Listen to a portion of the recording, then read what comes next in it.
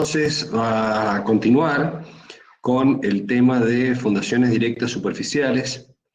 Creo que hoy deberíamos concluir con estas presentaciones. Vamos a ver este tema que, como bueno, ustedes se han dado cuenta, yo se los he comentado, son actualizaciones, son mejoras, avances para tratar de afinar mejor y llegar a una solución un poco más precisa, en algunos casos particulares, como los que hemos visto, ¿ya? Y son mejoras a la ecuación básica de la teoría de Tersay. Este es un caso que, digamos, se conecta, pero tiene algunas variantes que son muy importantes, interesantes de mencionar, y que es un método que desarrolló Meyerhoff y que funciona muy bien realmente. Da una aproximación bastante buena a los resultados reales y corresponde al estudio de cimentaciones que están cargadas excéntricamente. Este es el caso típico de torres de transmisión de energía eléctrica, por ejemplo, de generadores eólicos, de tipo monopostes, ¿no?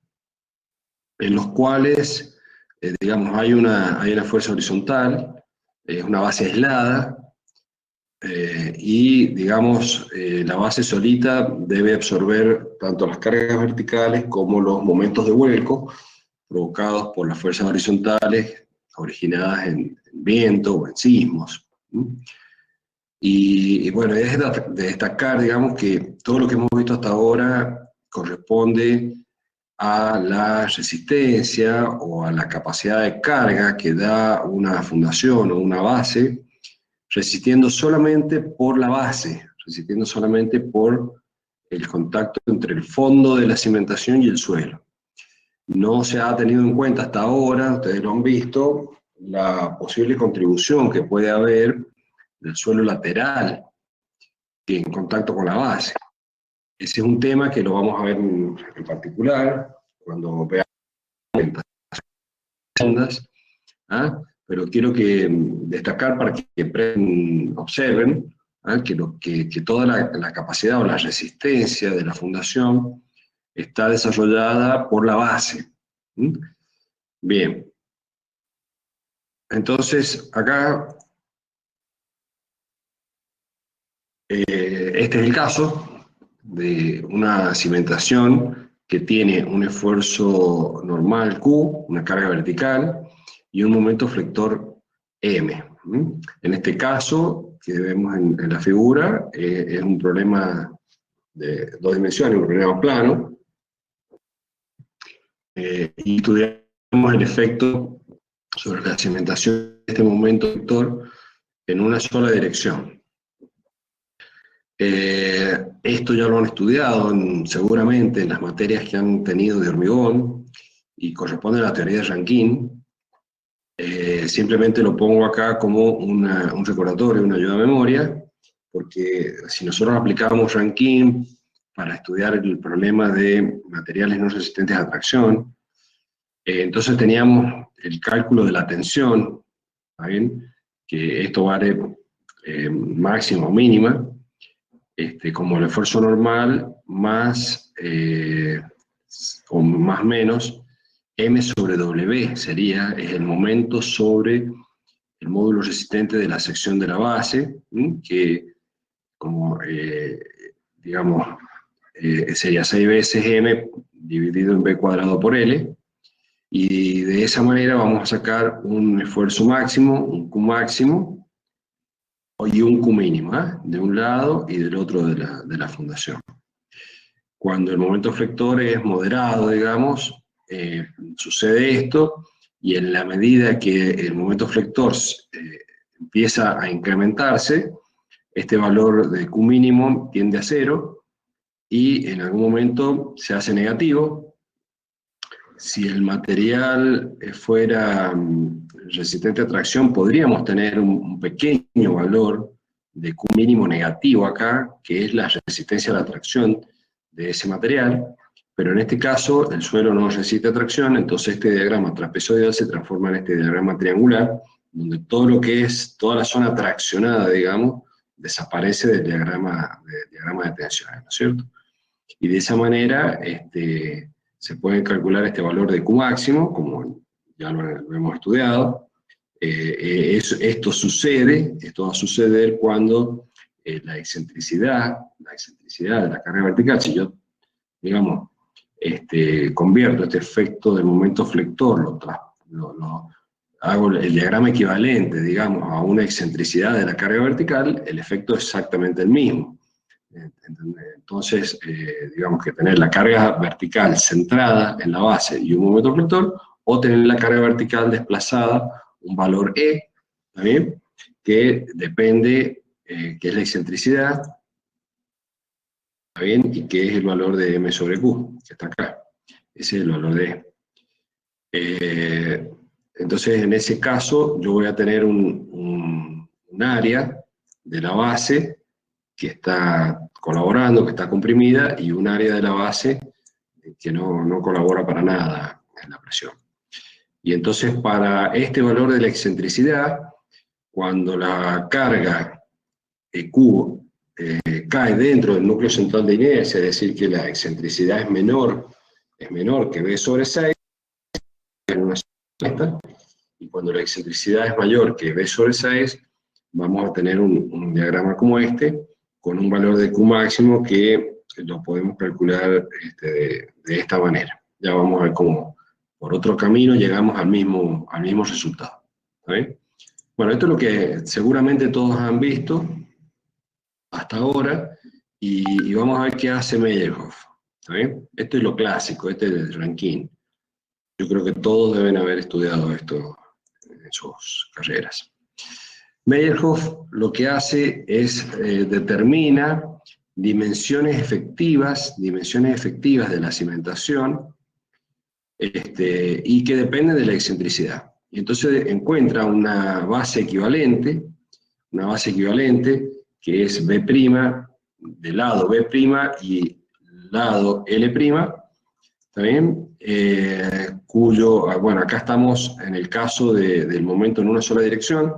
El valor de B' viene a ser igual al ancho B de la base menos 2 veces la excentricidad, y como en el otro sentido no tengo momento flector, L' coincide con L. Entonces, esto es lo que está explicado acá, ¿no es cierto?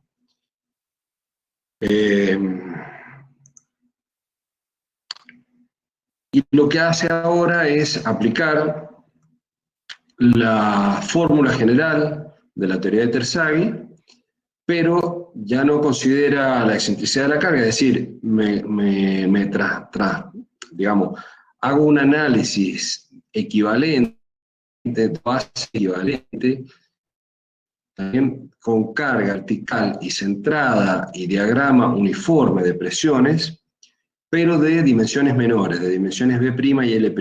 ¿Está bien?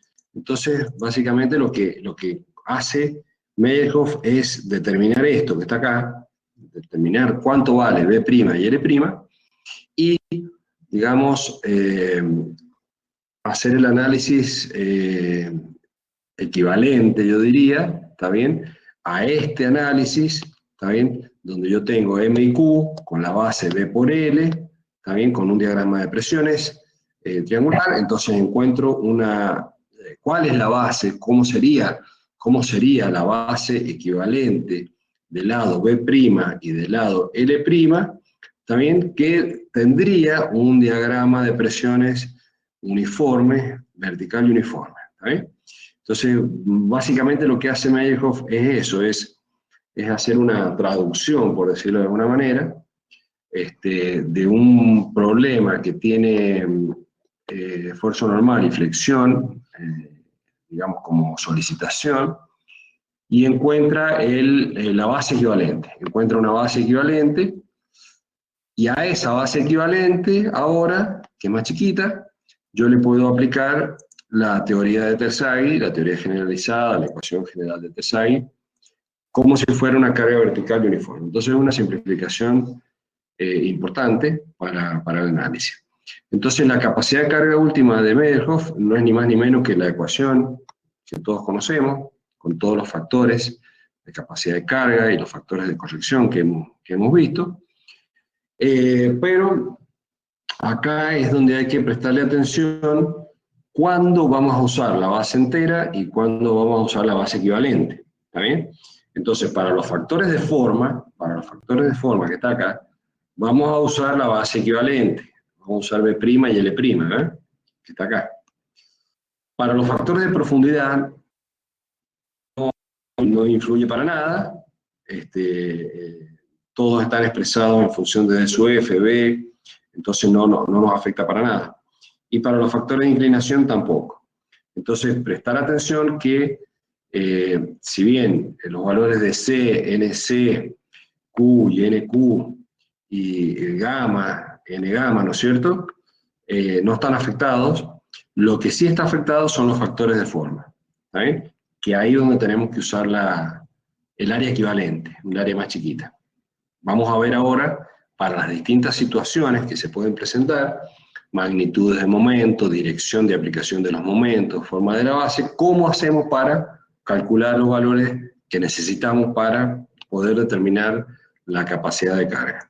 Y lo que obtenemos es un valor de capacidad de carga, en tonelada metro cuadrado, kilonewton metro cuadrado, para, por eso se llama prima, para un área, un diagrama de presiones uniforme debajo de la fundación. ¿Está bien? Entonces, se simplifica bastante el análisis del problema. Y bueno, acá entonces ahora la carga total que puede resistir es igual a la capacidad de carga en toneladas metro cuadrado por el área equivalente, ¿está bien? El área efectiva sería. Y a este valor le vamos a aplicar un factor de seguridad que debe ser mayor de 2,5 a 3 para determinar el valor de la carga, comparar con la carga exterior actuante y verificar que nuestro factor de seguridad sea mayor que 2,5 o 3. ¿Ah? Bien, entonces, acá tenemos el caso de cimentaciones con excentricidad en dos direcciones ahora. Acá tenemos una base que tiene una carga normal y tiene un momento flector en MI, en la dirección del eje X, y un MX, que es en la dirección del eje Y. Estos dos momentos flectores que tenemos acá dan por resultado excentricidades en dos direcciones, y entonces es como que la carga está aplicada en una posición, digamos, desplazada de los ejes X e Y. ¿Está bien? Entonces, vamos a entrar en distintos casos ahora, en función de la magnitud, momento X y momento MI. Entonces vamos a tener una excentricidad en la dirección del lado L y una excentricidad en la dirección del ancho B de la base. ¿Está bien? En función de la magnitud de los momentos, como le digo, y de las dimensiones B y L de la base, vamos a tener distintas situaciones. El caso 1, que presenta Meyerhof, es que E sub L sobre L es mayor que 1,6 y E sub B sobre B es mayor que 1,6. Entonces quiere decir que en las dos direcciones la resultante está cayendo fuera del núcleo central de inercia, por lo cual vamos a tener en las dos direcciones, ¿está bien?, partes de la base que están traccionadas, y me va a quedar solamente un pedacito acá, un pedacito aquí, de base comprimida, y esa va a ser el área equivalente. Entonces, el área efectiva, equivalente, a prima, es el área del triángulo que está acá, ¿está bien?, que es un medio de B1 por L1, donde B1 es esta medida que está acá, y L1 es esta medida que está acá, ¿está bien? Son las nuevas medidas calculo, acá, como calculo B1, como calculo L1, que es esto que está acá. Entonces B1 es igual al ancho B de la base por 1,5 menos 3 veces E sobre B. Bueno, esto sale de un análisis muy simple, aplicando digamos, diagrama de fuerzas equivalentes y todo lo demás, no lo hacemos para no demorarnos. Yo quiero que hagan ejercicio ustedes. Y la longitud L1 es L por 1,5 menos 3 veces la excentricidad en L, ¿está bien? La excentricidad en L por sobre L. Y L' es igual a la mayor de las dos dimensiones, si es B1 o L1. Puede ser que se cambie, que esto es B y esto es L, pero en función de la magnitud de las cargas puede ser que se invierta. Puede ser que digamos que B1 sea mayor que L1, entonces voy a cambiar. El ancho de la base siempre es el menor de los dos. Por eso dice que L' es la mayor de las dos dimensiones, B1 o L1, ¿está bien? Y el área equivalente, el área efectiva ahora, es B', es A sobre L, ¿está bien? El ancho B efectivo va a ser igual al área efectiva dividido en L.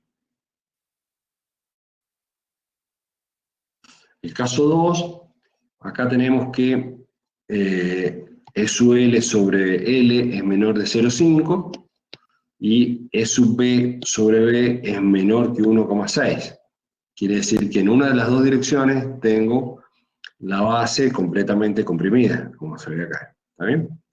Bueno, para ese otro caso, acá tenemos que recurrir a Meyerhoff, nos aporta un ábaco para encontrar unos parámetros que él incorpora para facilitar el proceso de cálculo. ¿Está bien? Y bueno, acá lo que tenemos que determinar es L1 y L2. El área efectiva acá es el área del trapecio, ¿está bien? El área del trapecio. Y estas medidas L1 y L2 se pueden determinar utilizando este ábaco. Entonces acá nosotros tenemos la excentricidad E sub L sobre L, y acá tengo, fíjense que aquí hay un puntito, y hacia la izquierda están todas las curvas para obtener la relación de L2 sobre L, y hacia la derecha están todas las líneas que me dan L1 sobre L. ¿Está bien? Entonces yo, a partir de este valor, corto la curva y puedo encontrar L1 sobre L y L2 sobre L. ¿Está bien? De nuevo, L' es el largo efectivo, L1 o L2 el que sea mayor. ¿Está bien? Y así, bueno, esto es muy simple, esto es cuestión de hacer un par de ejercicios y van a ver que es muy sencillo. El caso 3 también, digamos, es inverso al anterior. Acá tenemos la relación E sub L sobre L menor que 1,6, y en el otro lado, en la otra dirección, E sub B sobre B es mayor que 0 y menor que 0,5. De nuevo, el área efectiva es el área del trapecio, y de nuevo, acá Meyerhoff nos proporciona este ábaco, donde nos permite calcular las relaciones B1 sobre B o B2 sobre B, ¿también? De acá para allá es B1 sobre B2 sobre B, y de acá para allá es B1 sobre B. ¿Está bien? Entonces, en función de la relación E sub B sobre B, de la relación E sub L sobre L, que es cada una de estas líneas que está acá, yo puedo encontrar estas dos relaciones, B1 sobre B y B2 sobre B. Como B lo conozco, puedo obtener B1 y B2.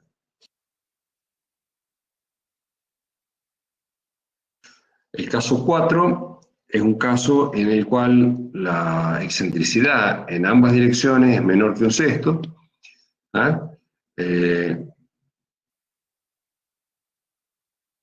Y bueno, de nuevo, aparece otro ábaco acá que me permite calcular el área efectiva. ¿Está bien? Que es esta fórmula que está acá, es el área de esto que está sombreado en este lugar. ¿Está bien? Entonces acá yo puedo obtener B2 sobre B y L2 sobre L. Encuentro esas dos en función de E sub B sobre B, que está acá, y de E sub L sobre L, que son todas estas curvitas que están acá. Entonces, entrando con, digamos, esta variable, yo puedo encontrar los datos que necesito y poder encontrar la base equivalente y sacar cuál es el área efectiva, que es lo que yo quiero obtener. Siempre lo que busco con este método de Meyerhoff es encontrar un área efectiva, es lo que yo quiero, es el dato que necesito, porque es el área a la cual le voy a aplicar después, y necesito también estas medidas, ¿verdad? Para los factores de forma, como habíamos dicho recién. Entonces, con estos datos, B' y L', puedo aplicar la ecuación general de Terzaghi, calcular la capacidad de carga, y esa capacidad de carga aplicada al área efectiva me va a dar la carga total que es capaz de transmitir esa fundación. El caso 5 es el caso de una base de sección circular que tiene un procedimiento exactamente equivalente, ¿está bien? Entonces ya acá tenemos, en función del radio y del área, las relaciones del área equivalente a' sobre r cuadrado o b' sobre r cuadrado. Y de esta manera se pueden obtener, en función de la relación E sub r sobre r, que está acá, ¿está bien? E sub r sobre r, yo voy, corto la curva que corresponda, para obtener o A' sobre R o B' sobre R, ¿está bien? Y entonces, como R lo conozco, puedo obtener A', ¿está bien? O puedo obtener B', ¿está? Entonces, el L' que necesito, el área equivalente, es A' sobre B'. Bueno, acá hay un ejercicio en la presentación, ustedes lo pueden ver, pero no lo vamos a hacer ahora, está en el libro, y bueno, lo van a hacer, creo que en la práctica hay un par de problemas de esto. Como ven, es un método muy simple, este método de Meyerhof, pero que nos da una solución realmente muy buena, y lo hemos usado muchas veces en muchos problemas de ingeniería real, esto con buenos resultados, así que es recomendable, si lo necesitan, lo pueden utilizar con confianza. Como ven, es un método muy sencillo, y que de otra manera nos daría, digamos, nos dejaría algunas dudas, porque siempre pasa que, bueno, cuando calculamos estos valores, en estos casos es muy simple, pero cuando tenemos excentricidad en las dos direcciones ya se complica. Es muy difícil poder encontrarlo, y aún en casos simples como siempre nosotros vamos a encontrar valores máximos, Q máximos o Q mínimos, y cómo los trabajamos eso, cómo los relacionamos con la capacidad de carga que me da la ecuación de Terzaghi. Si la ecuación de Terzaghi fuera está desarrollada para un caso de carga vertical y centrada en la base, nada más, no está desarrollada para este caso. Entonces, a veces no disponer de este método de Meyerhof nos deja algunas inquietudes, digamos, de qué pasa en estos puntos, porque normalmente estos valores de Q máximo podrían llegar a admitirse valores un poco mayores al que yo obtengo con la capacidad de carga, también porque, bueno, se entiende que posiblemente haya una pequeña plastificación también en esta zona, y nuestro diagrama, digamos, se transforma en un diagrama más o menos así, y tienda de a poquito a ser un diagrama equivalente uniforme como el que nos muestra Meyerhof. Entonces, un método muy interesante, simple, confiable, y que fíjense que con nada, con muy poquita herramienta lo podemos utilizar. Bien, ¿se entendió? Es muy simple. Bien, si se entendió, parece que sí. Vamos a ir ahora a ver otro problema también que tiene por ahí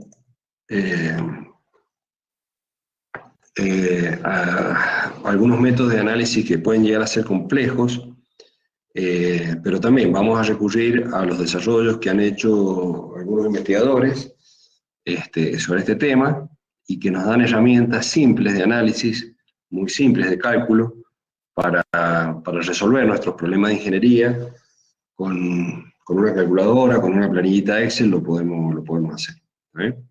No necesitamos recurrir a los terribles problemas de elementos finitos, software complejo y todo lo demás. Para la mayoría de los casos de los problemas de la ingeniería práctica, con las herramientas que tenemos de este tipo, podemos resolver todos estos problemas muy bien, y dejamos el problema de los elementos finitos y todo lo demás para situaciones de mayor complejidad, ¿no es cierto?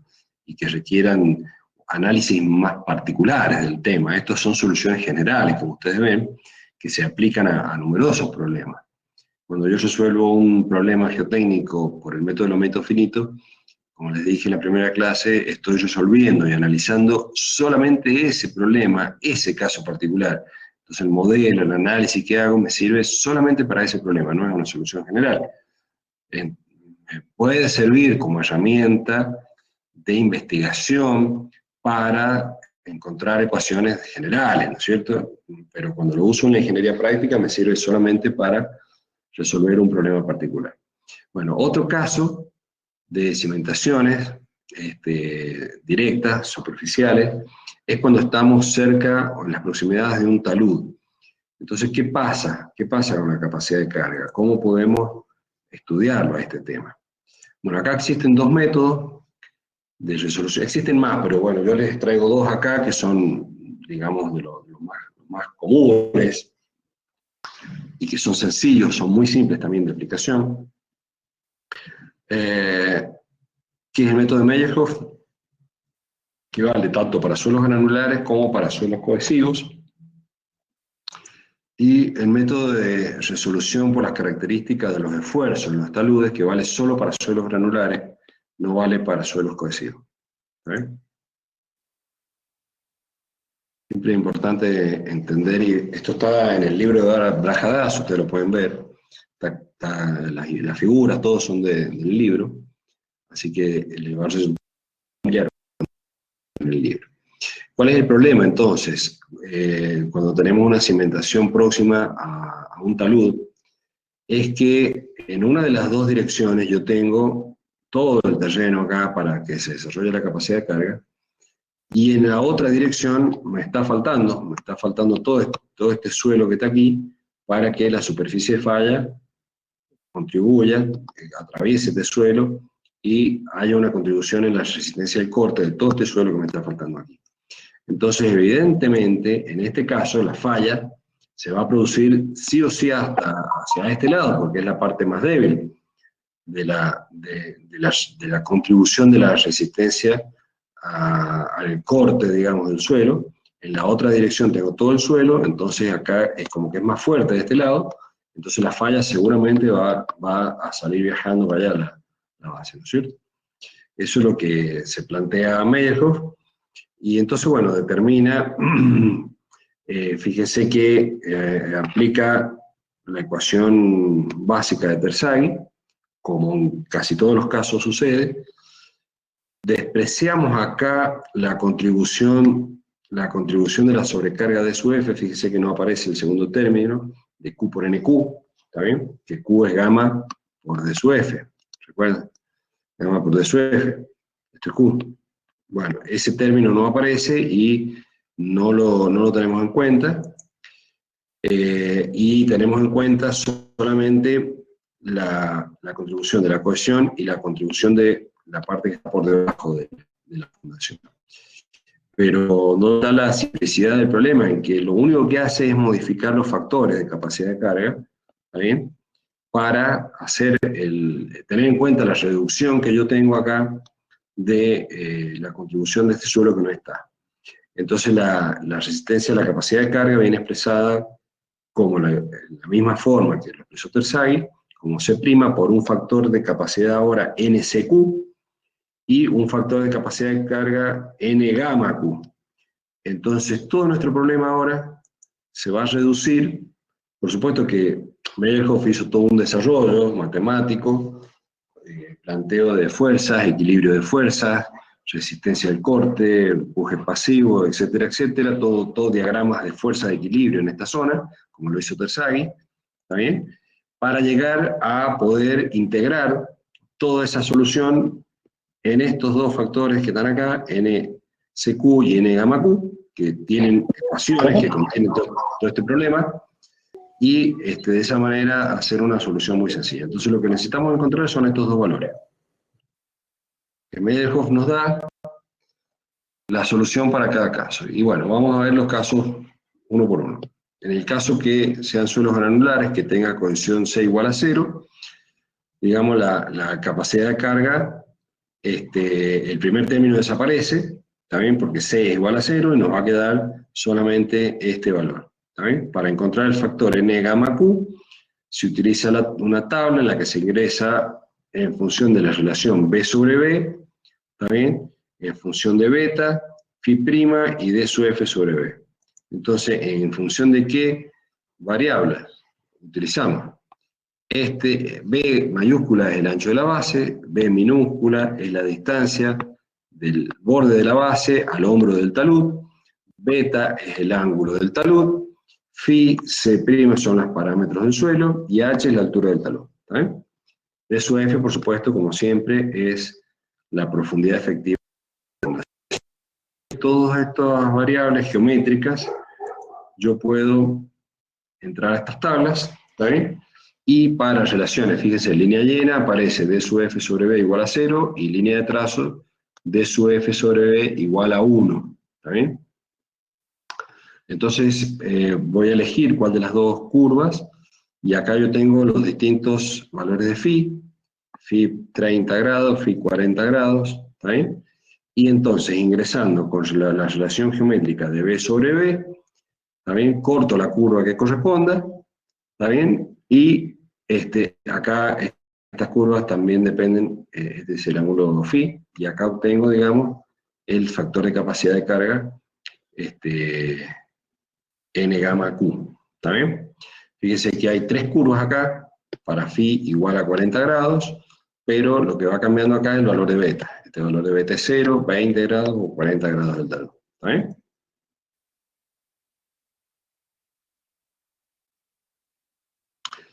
Para los suelos cohesivos, desaparece el segundo término, me queda nada más que este valor.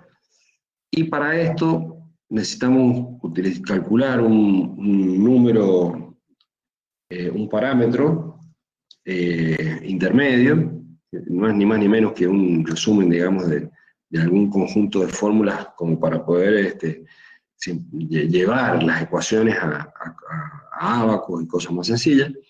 Entonces aquí Meyerhof inventa, desarrolla un número de estabilidad, le llama un número de estabilidad NS, que es igual a esto, que son todos datos, ¿no? Gamma del suelo por la altura del talud dividido en la cohesión, ¿tá?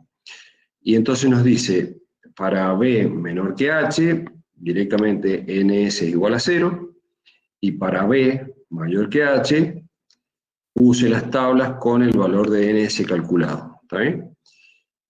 Con ese valor de NS, la relación B sobre B y B sobre H y la relación de C, se puede calcular el factor de capacidad de carga NSQ, que está acá.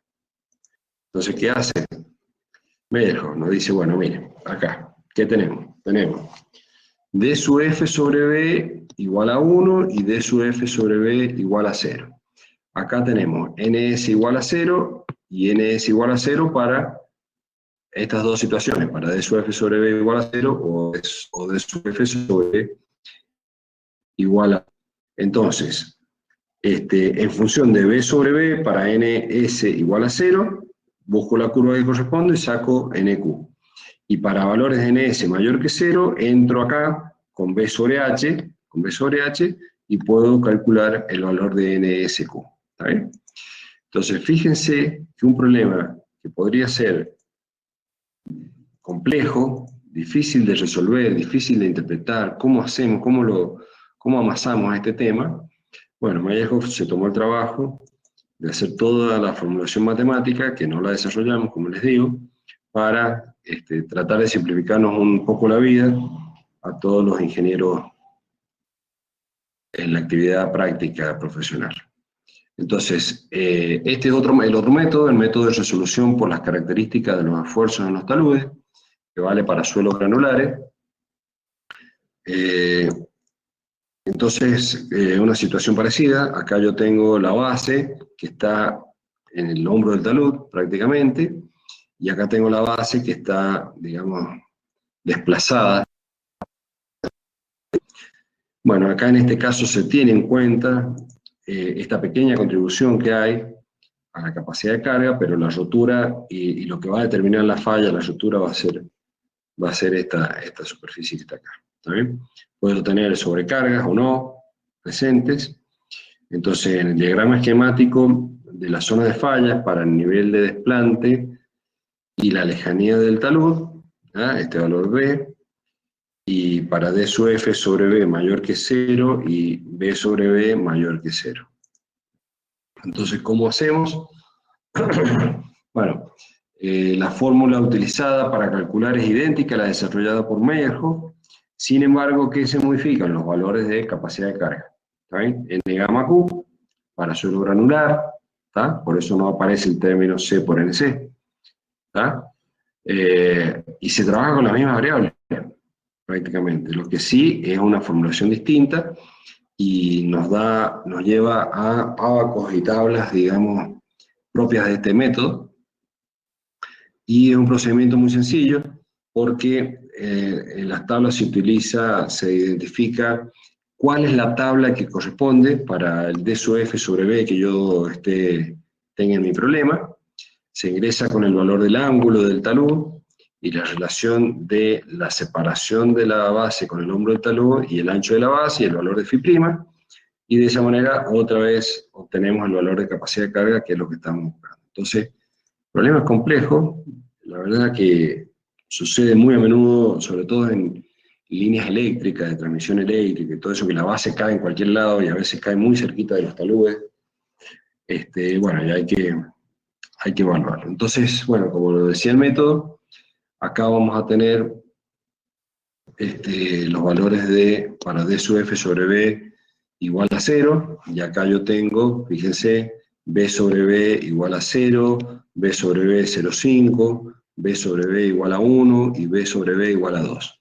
Entonces, elijo el gráfico que me toca, que me corresponde, ingreso con el ángulo del talud, beta, y en función del ángulo de fricción del suelo, de fundación, puedo encontrar el valor del factor de capacidad de carga que, puesto en la ecuación, me da la capacidad de carga del terreno para esa forma de falla. Están otras tablas acá ahora para D sub F sobre B igual a 0,5, lo mismo, ¿está bien? Y para D sub F sobre B igual a 1. Entonces, bueno, tengo que buscar el ábaco que corresponde, y de esa manera, muy simple, puedo resolver el problema. Bueno, como ven, toda la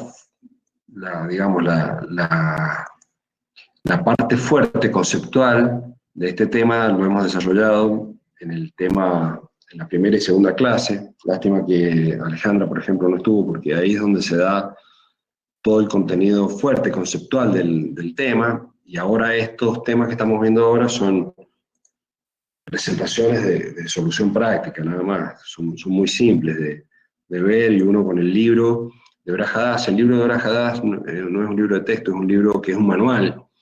Entonces es como un compendio de fórmulas y soluciones para distintos casos, y por eso de solución de problemas de ingeniería práctica, que es lo que más nos interesa en esta materia, es bueno, es apropiado, porque es un manualcito que lo tenemos ahí al ladito nuestro siempre, y ahí podemos recurrir a ver todos estos procedimientos desarrollados por distintos autores. Pero, como ustedes habrán notado, de acuerdo a lo que hablamos en la clase 1 y la clase 2, tiene un altísimo contenido conceptual de cómo seleccionar correctamente las variables y los parámetros que vamos a utilizar en las fórmulas. Utilizar la fórmula es muy fácil, en una calculadora, en una planilla de Excel, taca, cargamos y nos da un resultado.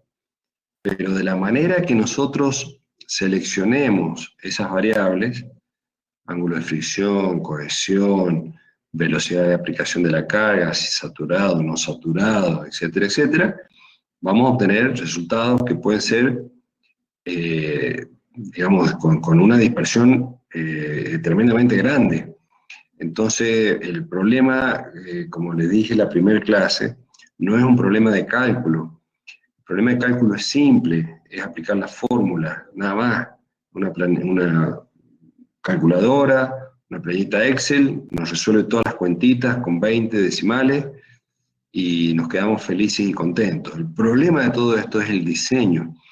es la selección de la mejor solución, de la mejor fundación, y la selección de los parámetros que vamos a utilizar para esas cuentas. Entonces, mucho cuidado con esto. Brajadas es un manual, tiene todas las fórmulas, pero si no sabemos elegir correctamente los parámetros que vamos a utilizar, podemos cometer errores muy serios. ¿Bien? Bien. ¿Alguna duda, chicos?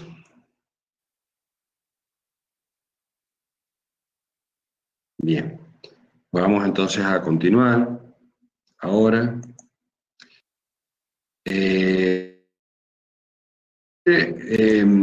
completo el tema de fundaciones directos, superficiales. Me está quedando darles el tema de losas de fundación.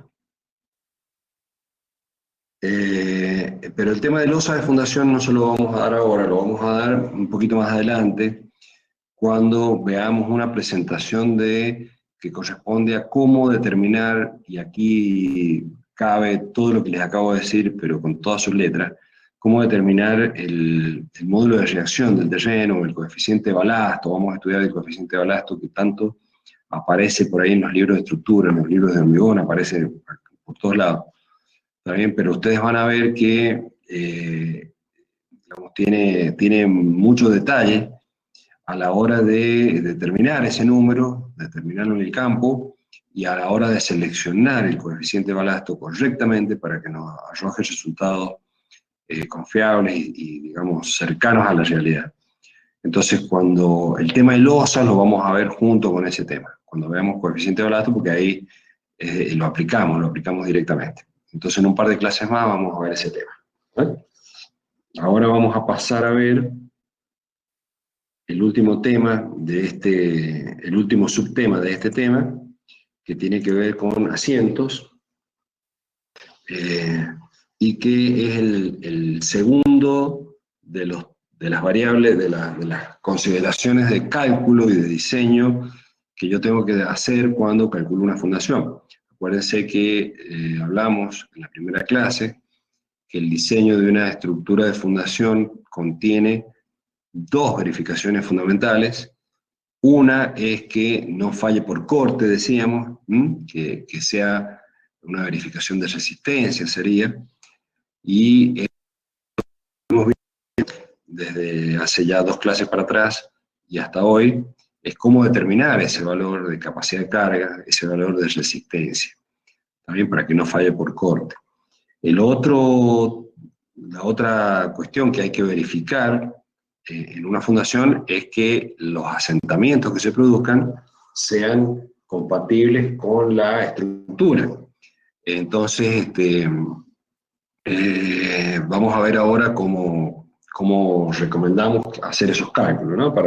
Siempre una fundación la vamos a diseñar, vamos a verificar la capacidad de carga, vamos a verificar la condición de resistencia, después vamos a verificar cuáles son los asentamientos que tiene, si son tolerables por la estructura, y por supuesto que tiene que ser económicamente y técnicamente construible, viable, ¿verdad? O sea, yo puedo construir una fundación muy segura, con asientos dentro de los admisibles perfectamente, pero a lo mejor estoy haciendo una solución que o es antieconómica o es técnicamente no realizable. Entonces también el ingeniero tiene que tener en cuenta todo eso. O sea, que sea, por ahí cuando diseñamos esto vamos a tener que analizar más de una alternativa, más de una solución, y evaluar, a veces caben esas posibilidades, y evaluar cuál es la que técnica y económicamente es más recomendable.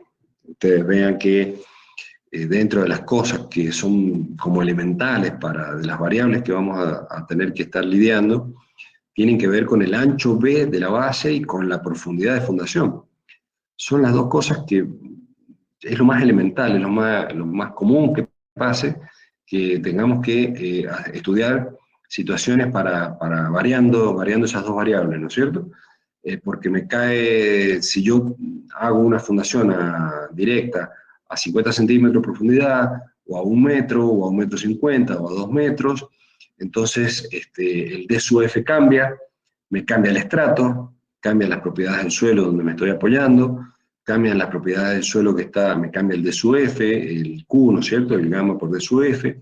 Bueno, todas estas cositas que empezamos a meter en una coctelera y a mezclar, me dan resultados ingenieriles diferentes. Y esos son los análisis que nos va a tocar, digamos, hacer en la vida profesional, y lo vamos a tener que hacer, porque una fundación muy superficial puede ser económica, pero me puede conducir a asentamientos no tolerables.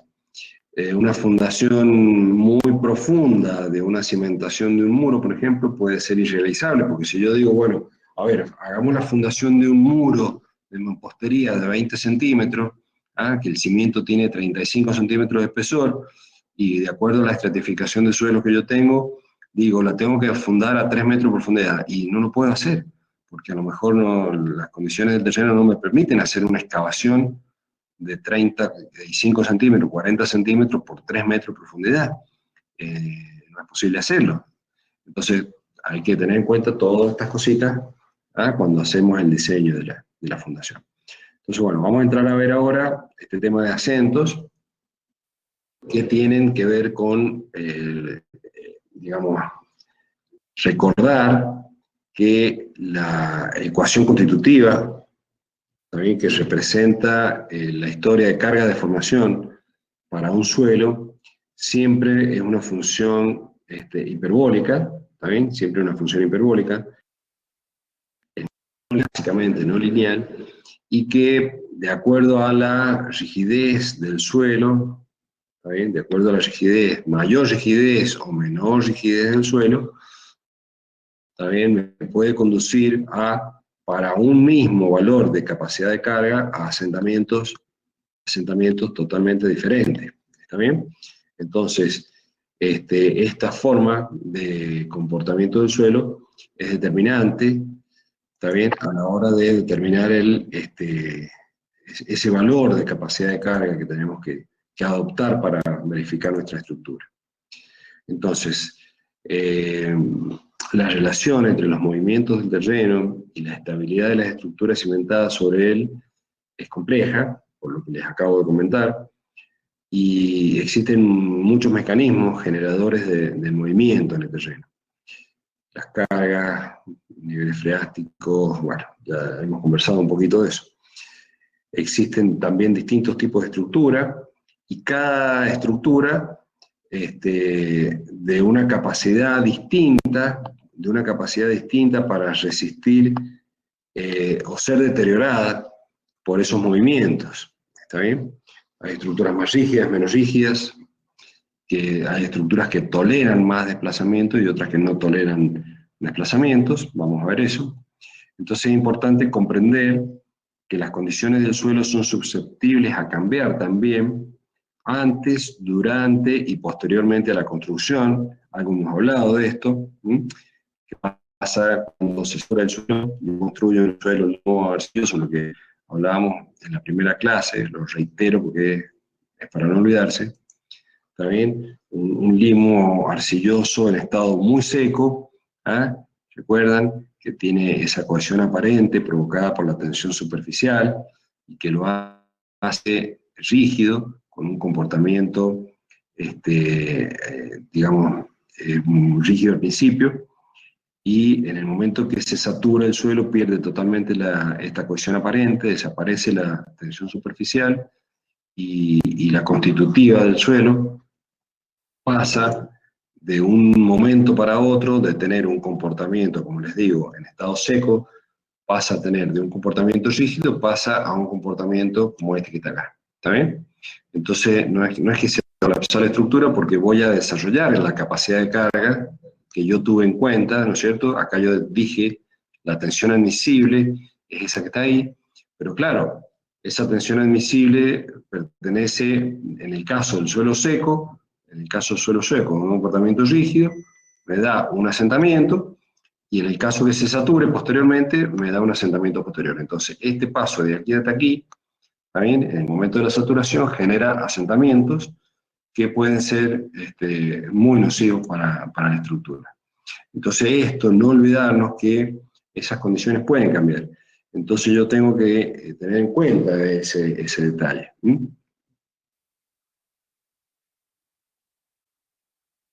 Bueno, según el principio de los esfuerzos efectivos que anunció Bishop ya en el año 59, cualquier deformación o asentamiento es una función de los esfuerzos efectivos, ¿también? No de los esfuerzos totales. Quiere decir que hay que tener en cuenta acá la presión de poros, que ya lo hemos hablado de esto. Y este principio se aplica a esfuerzos normales y no a los esfuerzos cortantes, pero en este caso vale perfectamente. El asentamiento total de una zapata la vamos a calcular expresada como S, por la suma de 3 asentamientos posibles. Un asentamiento inmediato, instantáneo, o elástico de la fundación, o pseudoelástico, o casi elástico, pero sí es inmediato. Posiblemente no sea totalmente elástico, pero sí es inmediato. Un asentamiento por consolidación primario, también para el caso de las arcillas, y un asentamiento por consolidación secundario también para el caso de las arcillas. ¿Está bien? Entonces, en el caso de los suelos granulares, vamos a estar seguramente solamente con este término, y en el caso de los suelos arcillosos vamos a tener 2 términos y posiblemente 3 términos, depende de la situación que se presente. ¿Está bien? Entonces, el asentamiento elástico o inmediato, se pone elástico, pero quiero que entiendan que no es elástico como si fuera acero, ¿está bien? No es elástico como si fuera acero, tiene una pequeña recuperación, muchas veces no es total la recuperación, hay un endurecimiento como tiene el acero, en menor medida, ¿está bien? Pero lo van a encontrar en todos los libros como elástico, pero no es totalmente elástico. Acuérdense que la constitutiva, como decíamos recién, es una función hiperbólica, entonces si el suelo no está muy rígido, con pequeñas cargas ya entra, digamos, a tener una componente, dentro de las deformaciones totales que tiene, una componente elástica y una componente anelástica. Pero sí o sí es inmediato, ¿está bien? Sí o sí es inmediato. Eso se produce, digamos, casi durante la construcción e inmediatamente aplicada la carga, y como dice aquí, a lo sumo, se puede demorar unos 7 días en desarrollarse esa deformación.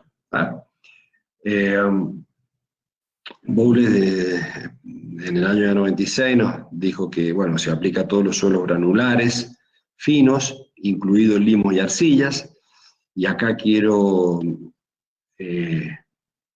mencionar que vale tanto para las arcillas preconsolidadas como para las arcillas normalmente consolidadas, ¿está bien? Cuyo grado de saturación sea menor al 90%. Y para el caso de todos los suelos granulares con coeficientes de permeabilidad más bien altitos, con valores de K mayores a 10 a la menos 3. ¿Está bien? Después tenemos el asentamiento por consolidación primaria, el segundo término de la ecuación, que este es un proceso que depende del tiempo, que puede tomar meses a años en desarrollarse. Esto en mecánica del suelo me consta que lo han estudiado y le dan tiempo a este tema. En general se considera que se produce en un periodo de 1 a 5 años, salvo casos extraordinarios como la Torre de Eiffel, que en ese caso esas arcillas llevan más de 700 años ya y sigue deformándose. Se producen suelos arcillosos ubicados por debajo del nivel freático, y es el resultado del cambio de volumen generado por la expulsión de agua que ocupa los vacíos. Entonces yo comprimo y digamos, el agua, el suelo saturado, el suelo arcilloso saturado, es de muy baja permeabilidad, entonces no expulsa ese exceso de presión de poros en forma inmediata, y la velocidad de cambio de volumen, la velocidad en la cual digamos, sale el agua, digamos la presión de poros,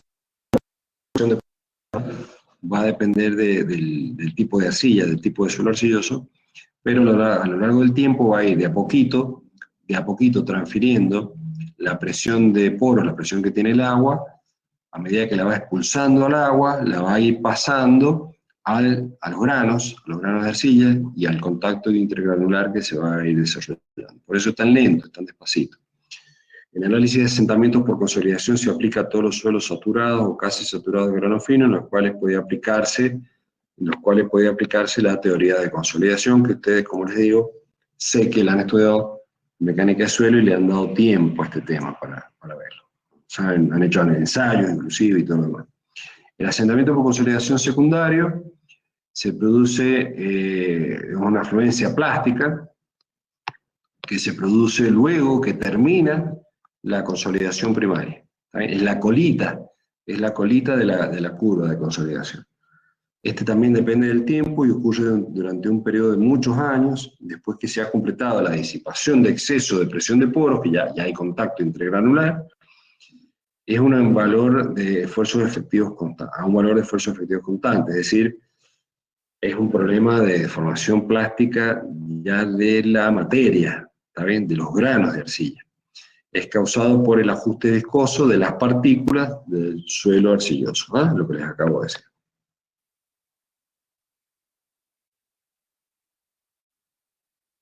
Bueno, entonces, ¿qué relación tiene esto con la estructura?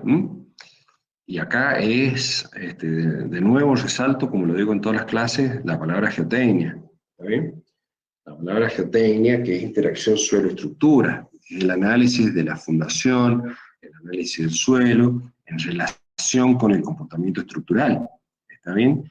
Entonces, entender esto es muy importante porque aparecen algunas especialidades que pretenden hacer estudios de suelo y este tipo de cosas, y en toda su carrera no han tenido una materia de hormigón, no saben lo que es el acero, no saben lo que es un pórtico, no saben lo que es una viga a flexión, no saben lo que es la mampostería estructural, no han tenido nada, absolutamente nada de eso en su carrera, cero estructura, ¿está bien? Entonces no podemos hacer estudios geotécnicos o análisis de problemas geotécnicos sin conocer de estructura. Entonces yo soy por ahí un poco cargoso en insistir en este tema de que la geotecnia es una relación, no quiero usar la palabra interacción, porque por ahí se mezclan las cosas, pero es una relación biunívoca entre los problemas de suelo y los problemas geotécnicos. Entre los problemas de la mecánica de suelo y los problemas geotécnicos. Bueno, entonces acá, para entender el vocabulario, hay que hablar de asentamiento total, asentamiento diferencial y distorsiones. ¿Está bien? Entonces, en esos términos, nos aparece acá que el asentamiento total es el valor máximo de asentamiento que se produce en una situación determinada. Yo tengo acá distintas bases, acá aparecen pórticos, columnas cargadas, etcétera, etcétera. Bueno, y cada base de esta tiene un asentamiento distinto. El valor del asentamiento total es el valor del asentamiento máximo de la base que más se asienta. El asentamiento diferencial es la diferencia. Bueno, yo acá puedo trazar una línea, este es el mínimo, digamos, la base que menos se asienta, en relación con la base que más se asienta, es el diferencial. ¿Sí? La diferencia entre el asentamiento máximo y el asentamiento mínimo. Y después tengo la distorsión angular, que es este ángulo beta, que es provocado, digamos, entre esta línea, que es la que, digamos, es la que bajaría toda digamos, en promedio todas las fundaciones, ¿está bien? Y la que corta con la base que más se deformó. Eso es la distorsión angular. Y después el giro, que es este ángulo alfa que está acá. Vamos a ver ahora una serie de recomendaciones. Esto aparece en muchas normas, de cuáles son los asentamientos tolerables, cuáles son los asentamientos admisibles, expresado de distintas maneras, en función de asentamientos máximos, en función de distorsiones angulares, para distintos tipos de suelo y para distintos tipos de construcciones, para distintos tipos de estructuras. Entonces acá es que Kempton, en el año ya 56, y nos dio algunos valores de asentamientos máximos y asentamientos diferenciales usadas para edificios digamos, de distintos propósitos, ¿verdad? Y entonces establece, fíjense que esto es muy, muy viejito, ¿no? Hace muchos años, pero todavía tiene vigencia. Asentamientos máximos permisibles para este tipo de edificios, construcciones edilicias, sería en arenas 32 milímetros y en arcillas 45 milímetros. Asentamiento máximo, dice Kempton. Asentamientos diferenciales, la relación entre el máximo y el mínimo, para bases aisladas en arenas o para bases aisladas en arcillas, 51, 76 milímetros. Bases, zapatas corridas en arena, en arcillas y máximas distorsiones angulares, ¿vale? Entonces aquí Kempton ya nos da una serie de parámetros de referencia interesantes de tener en cuenta.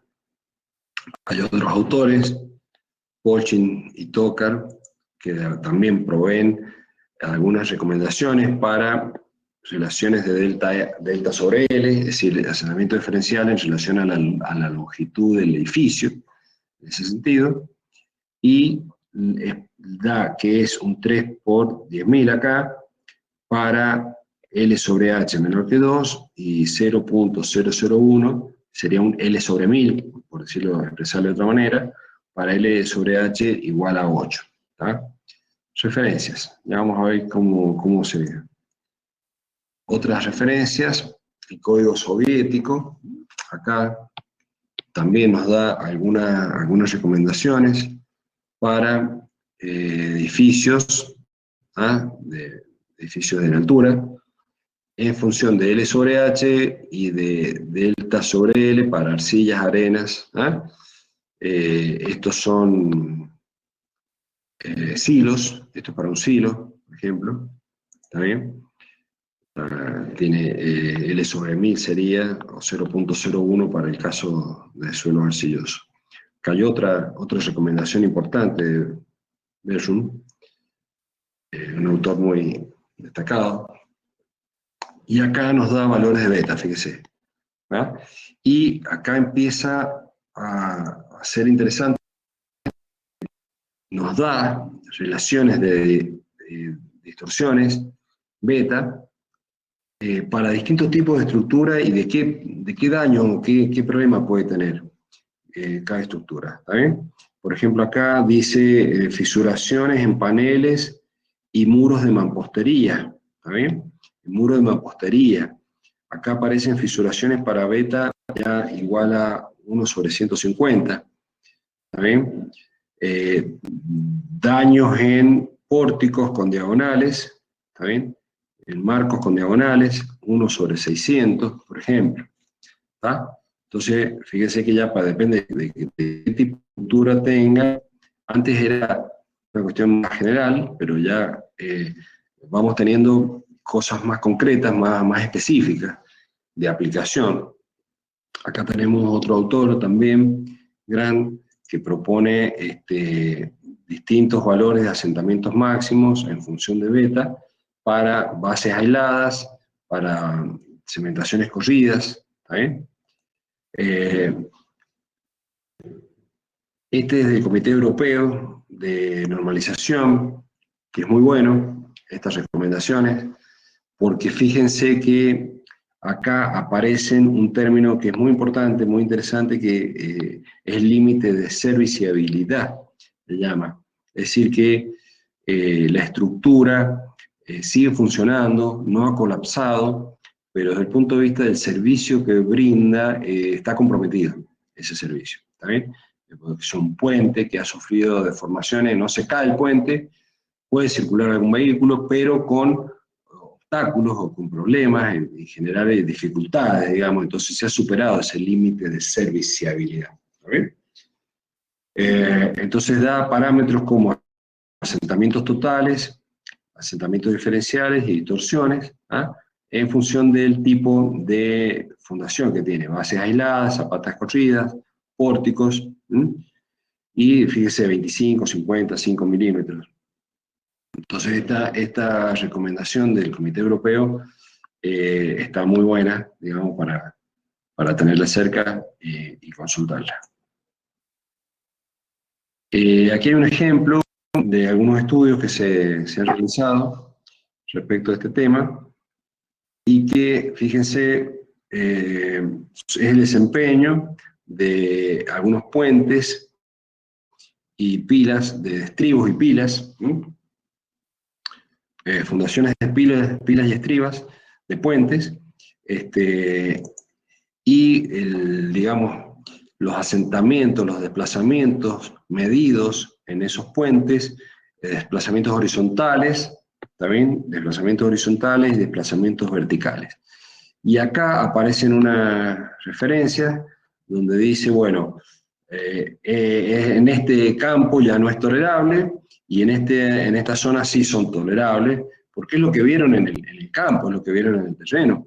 ¿Está bien? Entonces ustedes vean que acá tienen desplazamientos puesto en milímetro acá, ¿no? Desplazamientos horizontales, pueden llegar a ser tolerables, hasta casi desplazamientos horizontales cerca de 70, 50, 70, 100 milímetros, mientras que los desplazamientos verticales acá están cerca de los 50 o 100 milímetros. ¿Ah? Entonces, referencias de estudios muy interesantes. Sí. Una pregunta, ¿y el CIRSOC 401 adopta algo respecto a los asentamientos, a los límites? ¿O son esos autores? 401, no, el CIRSOC 401 es una norma para la realización de estudios geotécnicos de campo. Entonces te da todos los condicionantes para realizar estudios geotécnicos, pero no te habla nada de esto que estamos hablando ahora. ¿Está? Bueno, vamos a ver cómo calculamos ahora entonces. Tengo 12 personas conectadas, está Amelia y yo, quiere decir que hay 10 alumnos conectados. No sé quiénes son los que están faltando, Amelia, ¿vos lo tenés registrado? Estarían faltando como 7 alumnos. Sí, Javier, hay varios que han estado teniendo problemas con la conexión, que me han mandado mensajes recién.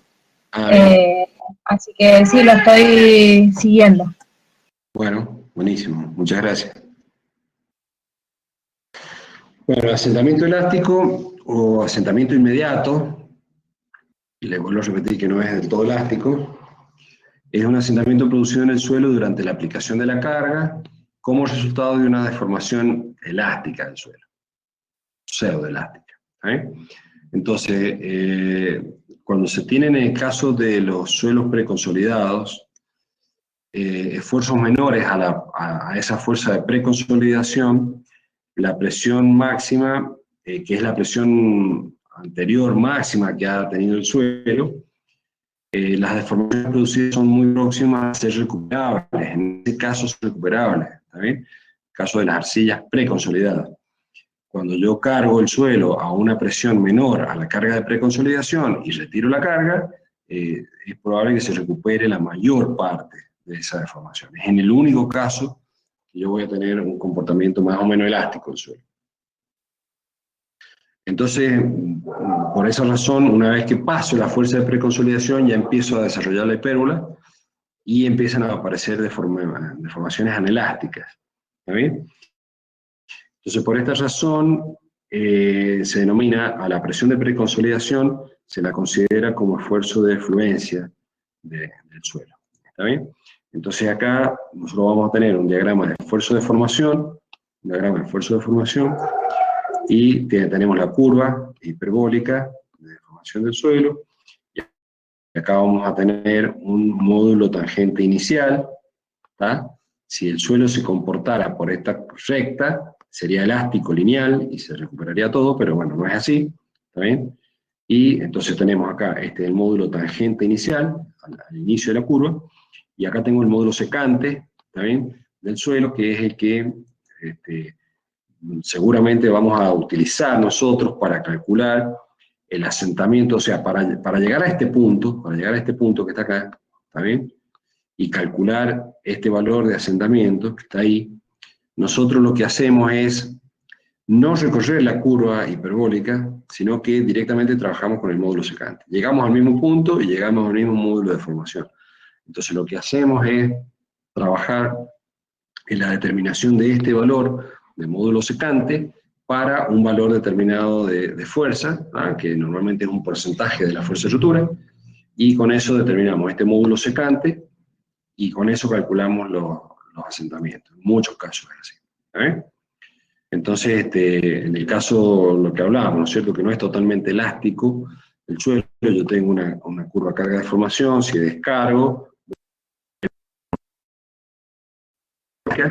que se recupera, y siempre voy a tener una parte de suelo de deformación anelástica, que vamos a tener acá, y bueno, y aquí vamos a tener un módulo, digamos, de recuperación de la carga de formación, también que posiblemente sería el que nos va a hacer falta en el caso que tengamos que calcular, cuando vamos a calcular el asentamiento para ese punto. Es decir, no vamos a recorrer la curva, trabajamos con el módulo secante directamente. Bueno, el asentamiento, la rigidez del suelo, es inversamente proporcional a las deformaciones producidas por el suelo. Eso ya lo vamos a ver bien cuando veamos la ecuación. Pero, ¿qué quiere decir? Que a medida que aumenta la magnitud de la deformación, el suelo se ablanda, disminuye el módulo de elasticidad y disminuye el módulo de corte. Es lógico, ¿no es cierto? Porque en la medida que yo me vengo con más deformación, este módulo secante, ustedes ven, se va haciendo más acostado, ¿está bien? Entonces va disminuyendo, ¿está? Va disminuyendo el módulo de elasticidad secante y el módulo de corte, los dos van disminuyendo. Entonces, para deformaciones muy pequeñas, del orden de 0.001, yo voy a tener un tramo de la curva aquí casi constante, y fuertemente va a caer para deformaciones intermedias, y finalmente para grandes deformaciones tengo ya la colita de la curva. Y si yo lo muestro eso en términos del módulo de corte, ¿ah? Es la relación, y esto fíjese que es G sobre G sub 0, por eso estas relaciones entre 0 y 1, ¿está bien? Porque es el módulo de corte a esa deformación respecto del módulo de corte inicial, ¿está bien? El módulo de corte que tiene el suelo a una deformación determinada, G, respecto del módulo de corte tangente inicial, es G sub 0, ¿está bien? Entonces aquí tenemos deformaciones de corte, gamma.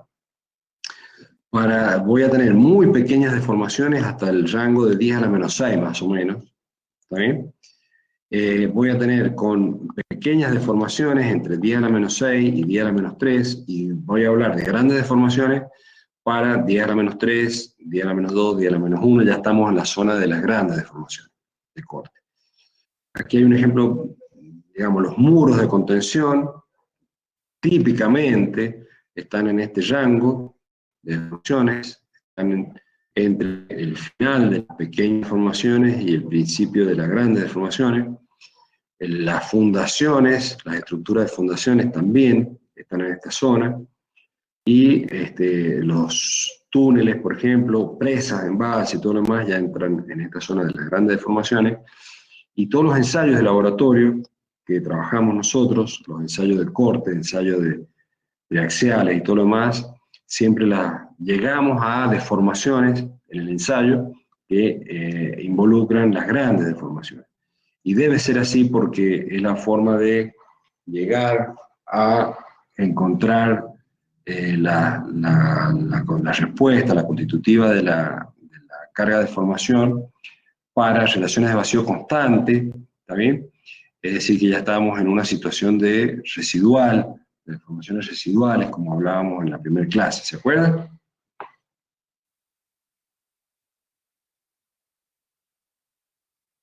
Bueno, la forma de calcular, empezamos planteando la teoría de la elasticidad. A partir de la teoría de elasticidad nosotros podemos calcular este asentamiento con sumatoria, ¿está bien? de las deformaciones de cada elemento diferencial que yo tengo acá por la dimensión que tiene, ¿no es cierto? Es la integral de epsilon z por ese diferencial z, y este epsilon z, si lo expresamos en función de la teoría de elasticidad, en términos del módulo de elasticidad y del módulo de Poisson, y de las presiones en las tres direcciones, en este caso, nos quedaría una integral como esta. Este es el planteo matemático del problema, es la sumatoria de todos los asentamientos de cada tramito que tengo acá en esta altura h. Por eso es la integral entre 0 y h. Es la suma del asentamiento de cada pedacito de suelo que yo tengo ahí, de 0 hasta h. Entonces, la teoría de Bowles nos propone una de las primeras formas de calcular este asentamiento elástico, denominado elástico para fundaciones flexibles, que tienen esta forma. Se aproxima, ya van a ver que se aproxima muy bien para el caso rígido también. Entonces calcula este asentamiento en función de Q sub 0, que es la presión aplicada a nivel de la fundación, ¿está bien? En función de algunos parámetros, que acá tenemos alfa, que es un factor que depende de la ubicación sobre la cementación donde se calcula.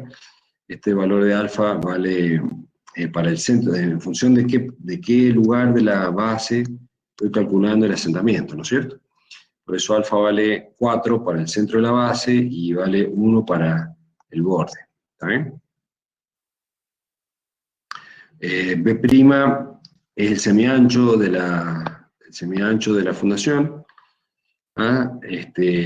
Y después mu es el coeficiente de Poisson, el modelo Poisson, y eso S es el módulo de elasticidad promedio del suelo debajo de la cimentación hasta aproximadamente 5 veces B. Es decir, ustedes recuerden que la curva carga de formación va a depender de qué mayor o menor grado de confinamiento tenga el suelo.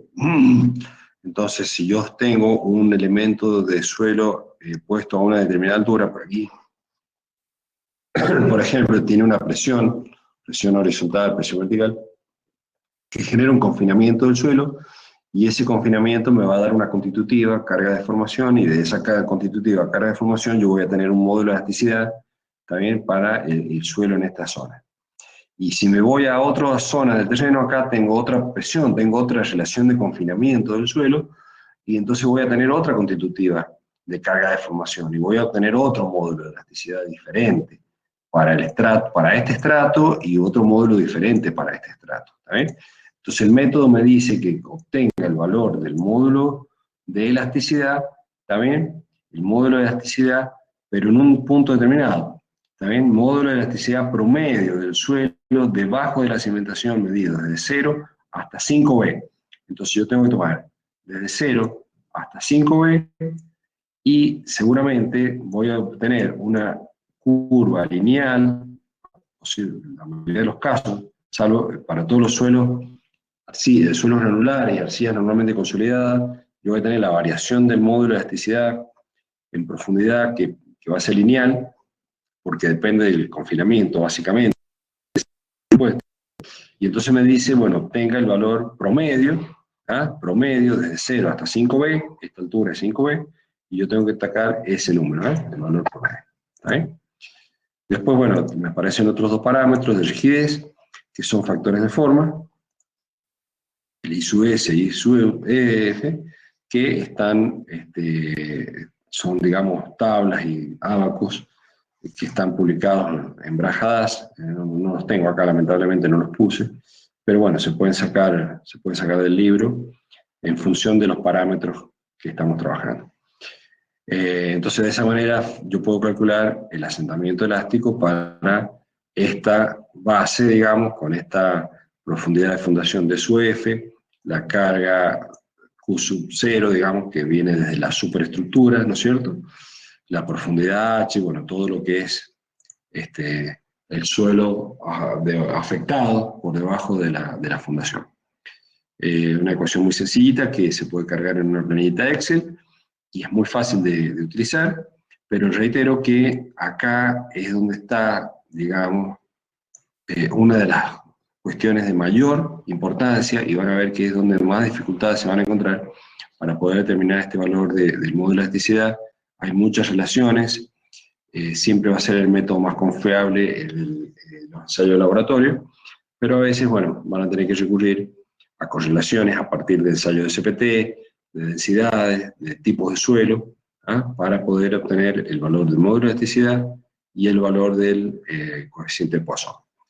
El asentamiento elástico de una cimentación rígida se puede estimar, de acuerdo a lo que dijo el mismo Bowles, como aproximadamente el 93% del asentamiento que tiene la zapata flexible en el centro de la fundación. Entonces, una manera muy sencilla de calcular el asentamiento. En el caso de arcillas saturadas, también hay una propuesta hecha por Jambou y algunos colaboradores que calculan el asentamiento elástico a partir de dos parámetros, A1 y A2, que son funciones de la geometría de la fundación, y acá nos aparece de nuevo el módulo de elasticidad del suelo, Q sub 0 es la presión que tengo de la fundación, y bueno, acá yo tengo en función de H sobre B, por ejemplo, que es la geometría de la base, y en función de L sobre B, ¿está bien? O para el caso de la zapata circular o el caso de la zapata cuadrada, yo puedo calcular el valor sacar de este abajo el valor de 1. Y de este otro gráfico, en función de D sub F sobre B, calculo el valor de A sub 2. ¿Está bien? De esa manera, bueno, puedo calcular el asentamiento elástico de la fundación sobre una cimentación en arcilla saturada. Hay una ecuación, la misma ecuación anterior mejorada para calcular el asiento elástico, propuesta por Main y Poulos. Esta funciona muy bien. Bueno, déjame un segundito, por favor.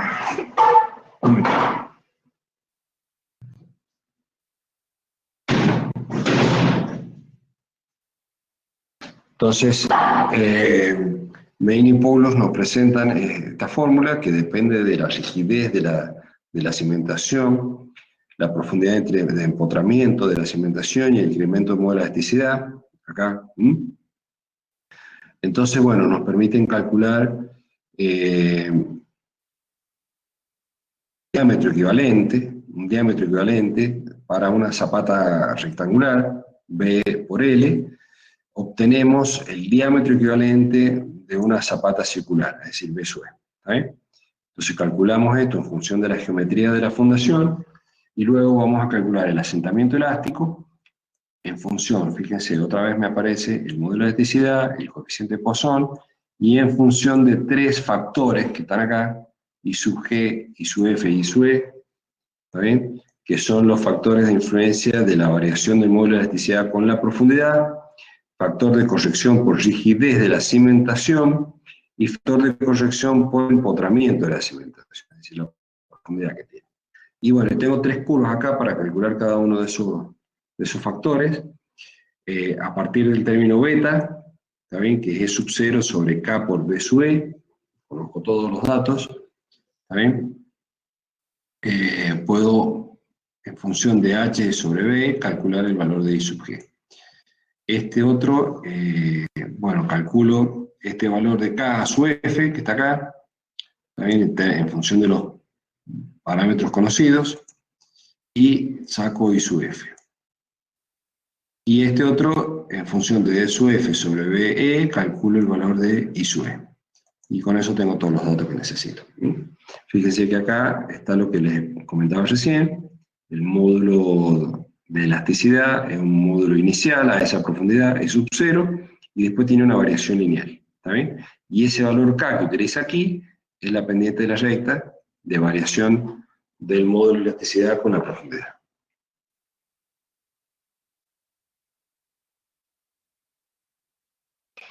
Este es un método muy interesante y que lo vamos a trabajar un poquito en práctica, porque es simple, es muy sencillo y aproxima muy bien realmente el método de los más nuevos, que por ejemplo yo conozco, que es el método Smerman, y que utiliza datos de ensayos del ensayo de penetración del cono o el ensayo de SPT. En función de cualquiera de estos dos parámetros que obtenemos de los ensayos de campo, podemos calcular el asentamiento elástico. ¿Cómo lo hace Smerman? Es un modelo, es un procedimiento empírico, ¿ah? Para el cálculo de las asentaciones, desarrollado a partir de modelos físicos, calibrados mediante el uso de estos datos empíricos. Tiene una base racional a partir de la teoría de elasticidad, que es lo que hemos hablado, análisis de elementos finitos y observaciones realizadas en campo y en laboratorio. Entonces Smerman mezcló toda esta información que tuvo, modelos matemáticos, elementos finitos, ensayo de campo, etcétera, etcétera, y pudo condensar en esta ecuación una forma simple para calcular el asentamiento de la fundación. Entonces utiliza esta ecuación que está acá, donde aparecen acá dos factores de corrección. El C1 es un factor de corrección para la profundidad de empotramiento de la cimentación, y vale 1 menos 0,5 Q dividido en Q raya sobre Q, ¿no es cierto? Este Q con la rayita es la presión transmitida por la superestructura, y el Q sin la rayita es la presión a la profundidad que estoy analizando, la profundidad de desplante de la fundación, donde está apoyada la base. Corrección para tomar en cuenta la fluencia plástica del suelo. O sea, no es totalmente elástico. Y vale 1 más 0,2 el logaritmo del tiempo en años al cual yo quiero calcular el asentamiento dividido en 0,1. Bueno, como les decía, Q raya es el esfuerzo a nivel de la cimentación, y el Q sin raya es gamma por D sub F, es el esfuerzo a nivel de la base de la fundación. ¿Está bien?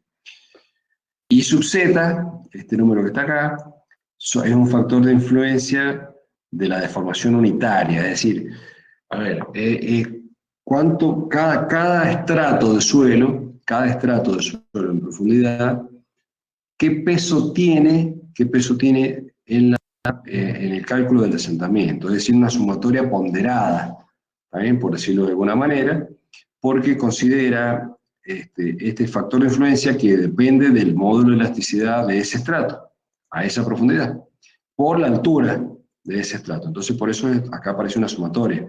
Yo puedo considerar, en el caso anterior, no podía tener en cuenta esto porque era desarrollado todo para un perfil de suelo homogéneo en profundidad.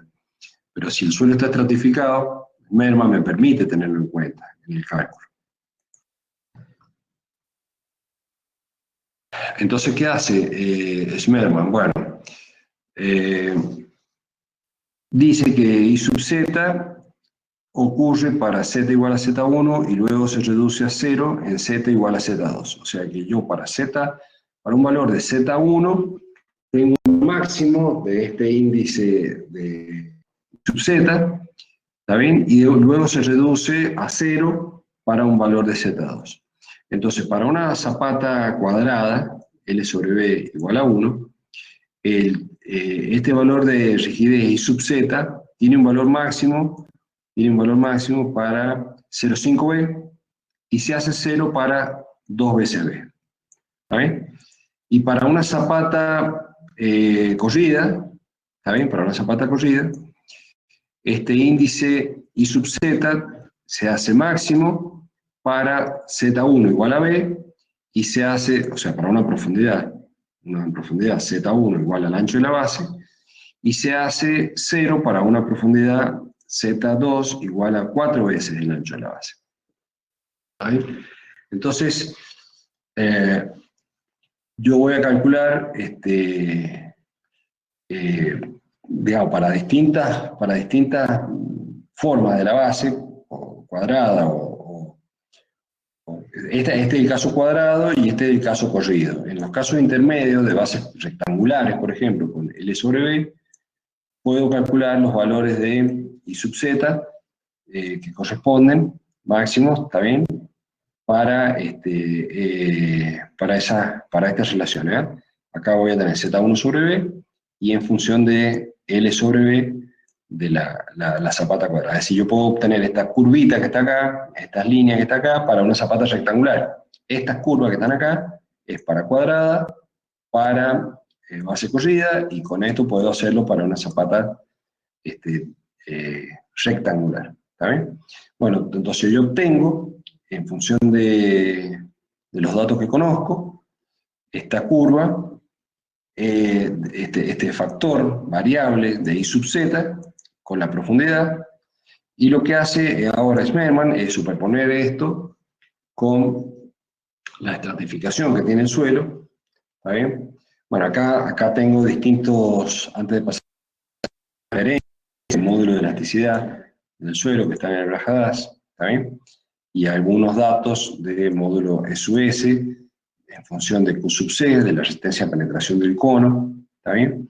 Y algunos SUS en función de, para una base rectangular, en función de la base cuadrada. ¿Está bien? Bueno, y de estas referencias hay un montón en la bibliografía, para tener en cuenta, digamos, cómo calcular los módulos de elasticidad, pero les reitero que lo mejor para esto es el ensayo de laboratorio y de determinar el valor del módulo de elasticidad real, efectivo que tengo para mi suelo. Sobre todo si la estructura es de importancia, si la estructura es de mucha importancia. En la medida que la estructura es de mayor importancia, más imprescindible se hace el ensayo de laboratorio para calcular el módulo de elasticidad. ¿Está bien? Entonces, bueno, ¿qué hace Smerman? De esto vamos a hacer un ejercicio en la práctica. Bueno, divide el suelo en estratos, en los distintos estratos con los módulos de elasticidad que le corresponde a esa profundidad y a ese tipo de suelo. Determina la curva de factores de influencia y, ¿también? Y entonces, bueno, hacemos una planillita acá, donde se coloca cada una de las capas, el espesor de esa capa de delta z, el módulo de elasticidad que le corresponde a cada una, el valor medio a la mitad de la altura de esa capa de I, ¿está bien? Y hace la cuentita I sub z sobre E por delta z, que es este término que está acá, y bueno, y después hago la sumatoria de todo esto, hago la sumatoria que está acá, y obtengo este término que está aquí, ¿está bien? Después multiplico por estos parámetros que están acá, y puedo calcular el valor del asentamiento elástico. Esto se hace en una planilla Excel muy simple, se hace en el grafiquito, se hacen los gráficos, todos estos grafiquitos que están acá, con la misma planillita Excel se puede hacer y queda bonito. Y es un cálculo sencillo, solamente una vez tienen que cabecear un poquito la computadora para desarrollar la planillita, pero una vez que lo hicieron, después es muy simple, digamos, de utilizar y cargar los datos para distintas situaciones que se pueden presentar. Método de Merhoff, otro método para calcular asentamientos sobre arenas basado en la resistencia de penetración estándar, que es muy interesante esto, porque yo con el ensayo de campo, en la resistencia de penetración normal, ya puedo hacer una estimación del asentamiento, también en función de los parámetros conocidos y en función de la resistencia de penetración normal. Este factor FD que está acá tiene en cuenta la geometría de la base, la forma de la base. Entonces, para bases pequeñas es esta ecuación, y para bases un poquito más grandes es esta otra ecuación. Entonces, de esta manera puedo muy fácil determinar, hacer una estimación del asentamiento. Van a ver que hay en algunas publicaciones, en algunos libros, determinaciones de asentamientos en función de pruebas de campo y pruebas de carga y ensayos de carga. Lo hacen, en algunos autores está, pero francamente yo no recomiendo esto. Yo no recomiendo la realización de determinaciones de cálculo de asentamiento en función del ensayo de carga, porque nos da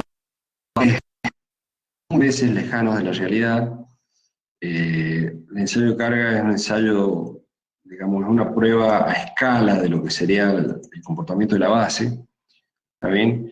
Y la forma y el tamaño, las dimensiones, el volumen del suelo afectado debajo de la fundación, debajo del gato, estoy aplicando la carga, es muy pequeño, está muy influenciado por el tamaño de los granos, y después el procedimiento para correlacionar las curvas del ensayo de carga con el asentamiento tampoco son buenas. Entonces, si bien van a encontrar este tipo de cosas, y que lo pueden usar, pero son, digamos, propensos a cometer errores importantes, y pareciera que es un procedimiento más realista, pero conduce a errores que de no trabajarlos correctamente pueden ser, digamos, se pueden cometer errores muy importantes con esto. Entonces, es conveniente usar el método Schmermann, y es mucho mejor que esto para calcular el asentamiento de una fundación. Bueno, de esto no nos vamos a detener demasiado. Asentamientos por consolidación primaria, ya yo sé, y porque lo he visto en los exámenes de mecánica del suelo y todo lo demás, lo han trabajado bastante y bien, cómo calcular el asentamiento para un ensayo, un estrato de suelo arcilloso, ¿está bien? Entonces no es ni más ni menos que lo que ustedes ya han estudiado. Lo que les he dado sé que no lo habían visto, no lo han estudiado, de nuevo, pero esto sí está en mecánica del suelo, entonces no nos vamos a detener en cómo determinar todos estos parámetros y cálculo de asentamientos para el caso de las arcillas, de la arcilla consolidada, igual que el caso del asentamiento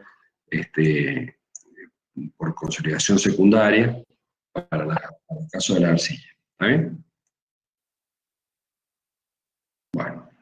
Bueno, ahí terminamos. Bueno, muy bien. Con esto estaríamos, no sé si tienen alguna duda, alguna pregunta. Yo hablo y parezco medio loco porque le hablo a la computadora, no les veo la cara.